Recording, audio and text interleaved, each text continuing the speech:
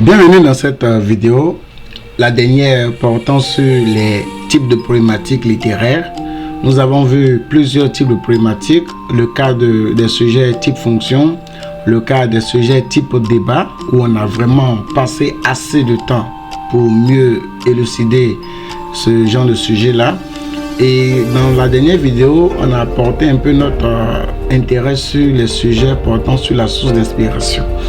Nous allons donc terminer dans ce cas de sujet avec le sujet vice-versa. C'est-à-dire quoi? Quand on dit sujet vice-versa, si ce n'est pas Pierre, c'est que c'est Paul.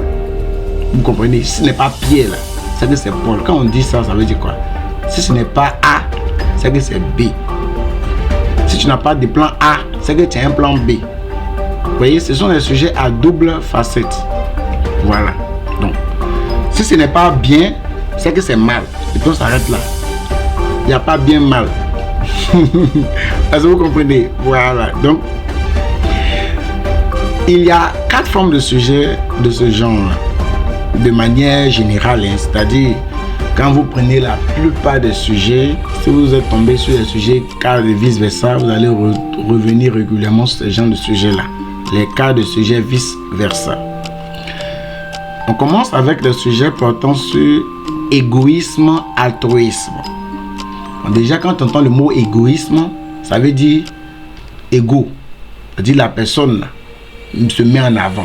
Vous comprenez? La personne parle d'elle-même. Elle se met en avant. Altruiste, là, la personne parle pour les autres. Elle se met à la place des autres. Vous voyez un peu, non? C'est ça qu'on appelle égoïste, altruiste.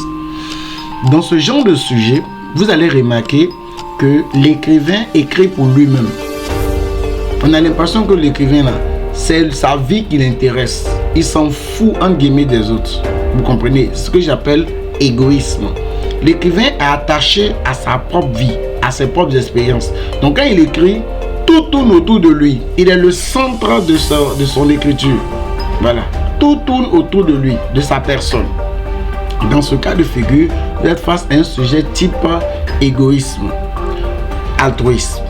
Donc si dans la thèse, l'auteur dit clairement que lui, il écrit pour lui-même, dans ce cas, l'antithèse, l'écrivain va écrire pour les autres.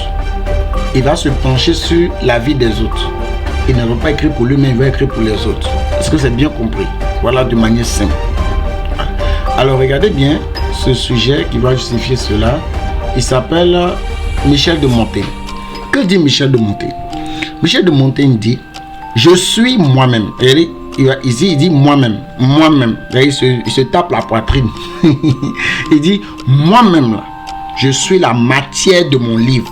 Vous voyez la matière. Quand on dit la matière là, table de matière là. Quand vous ouvrez un livre là, il y a ce qu'on appelle table des matières. Vous voyez, il y a leçon 1, ou bien il y a chapitre 1, chapitre 2, chapitre 3, leçon 1, leçon 2, leçon 3. Quand on regarde la table des matières, là, lui, dans son livre, là, c'est lui-même qui est là-bas. Donc, on a Michel de Montaigne 1, Michel de Montaigne 2, Michel de Montaigne 3, Michel de Montaigne 4. Vous voyez, tout ce qui est dans le livre, là, ça part de Michel de Montaigne. Ça veut dire quoi? Autrement dit, l'écrivain écrit pour lui-même. Vous voyez, l'écrivain, là, il se concentre sur sa vie personnelle pour écrire ses œuvres. Donc, tout ce qu'il écrit, selon Michel de Montaigne, c'est lui-même. Ça raconte sa propre vie, son propre vécu. Voilà pourquoi. Ce qui montre clairement que c'est un sujet portant sur l'égoïsme de l'écrivain, c'est l'idée de moi-même. Moi-même, il se tape la poitrine. Moi-même, c'est moi-même. Vous comprenez? Dans ce cas de figure, on est face à un sujet égoïsme, altruisme. Pourquoi? Parce que dans l'antithèse, on va simplement dire que l'écrivain écrit pour les autres. Il n'écrit pas pour lui-même. Il écrit pour les autres. Vous voyez? Il se penche sur la vie des autres pour publier ses œuvres. Voilà un sujet donc on appelle vice-versa. Si tu ne parles pas de toi-même, c'est que tu vas parler des autres. Ça sera toujours comme ça.